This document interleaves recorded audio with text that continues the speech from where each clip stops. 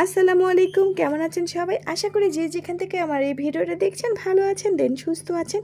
আজকে কিন্তু আপনারা দেখতে পাচ্ছেন আমি কী নিয়ে এসে পড়েছি আপনাদের জন্য। খুব স্পেশাল ভিডিও নিয়ে এসে পড়েছি।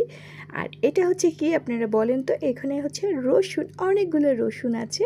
আর এই রসুনগুলো কিন্তু আপনাদেরকে এখন আমি একটা সুন্দর ভালো একটা সিস্টেম দেখিয়ে দেবো। এভাবে যদি আপনারা রসুনগুলো রেখে দেন তাহলে দেখা যাবে যে অনেক দিন আপনারা রসুনগুলো ভালো রাখতে পারেন আর সুস্থও রাখতে পারেন, তাই না? তরকারিও কিন্তু অসুস্থ হয়। যেসব তরকারি আমরা ভালো করে বেছে রাখি না সেই তরকারি আমাদের ফেলে দিতে হয়, তাই না? ফেলবো কেন, আমরা ভালো করে রাখবো যাতে ভালো থাকে সব সময়। এখানে আমি রসুন নিয়ে নিয়েছি অনেকগুলো। আমি এই রসুনগুলো বাজার থেকে আনার পর রসুনগুলো অনেক নষ্ট ছিল। আসলে নষ্ট বলতে কি, দেখুন একটা রসুন, এটা কিন্তু পুরো একটা আস্তা কোয়া। এটা কিন্তু এই যে এই সাইড দিয়ে কিন্তু একটু একটু নষ্ট হয়। আর আমি এখানে যতগুলো রসুন নিয়েছি এগুলো কিন্তু সবগুলো ভালো রসুন। দেখুন এইগুলা সবগুলা ভালো রসুন, এখানে কিন্তু কোনো নষ্ট রসুন নাই। ভালো করে বেছে নেওয়ার কারণে কোনো রসুন নষ্ট নেই, একবারে সাদা চকচকা পরিষ্কার। দেখুন মাশাআল্লাহ।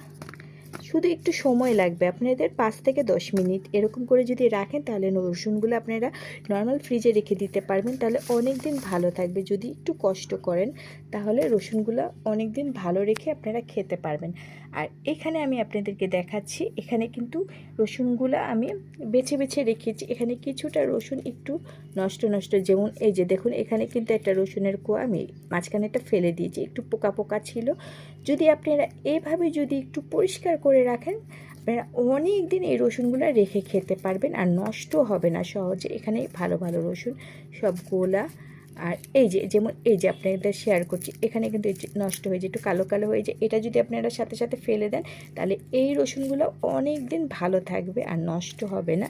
আমি এখানে কিন্তু একটু কিছু রসুন নষ্ট রসুন আমি এখানে আলাদা করে ফেলেছি। এগুলো কিন্তু এটার সাথে একসাথে রাখি নাই। একসাথে রাখলে কি হবে, আমার সবগুলো রসুন নষ্ট হয়ে যাবে। আমি কিন্তু তরকারি সবজি কিছু নষ্ট করি না, জাস্ট আমি এরকম করে রেখে দিই। এতে করে দেখা যায় কি আমার অনেক দিন ভালো থাকে, নষ্ট হয় না। আপনারাও চাইলে কিন্তু আমার মতন কিন্তু রেখে দিতে পারেন। আমি এখন রসুনগুলো নর্মাল ফ্রিজে একটা পলি ব্যাগে করে রেখে দেবো। এগুলো কিন্তু একটু একটু করে খেয়ে ফেলবো।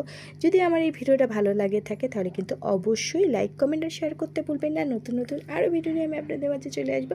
সেই পর্যন্ত সবাই সবসময় ভালো থাকবেন, সুস্থ থাকবেন। টাটা, বাই বাই, আল্লাহ হাফেজ।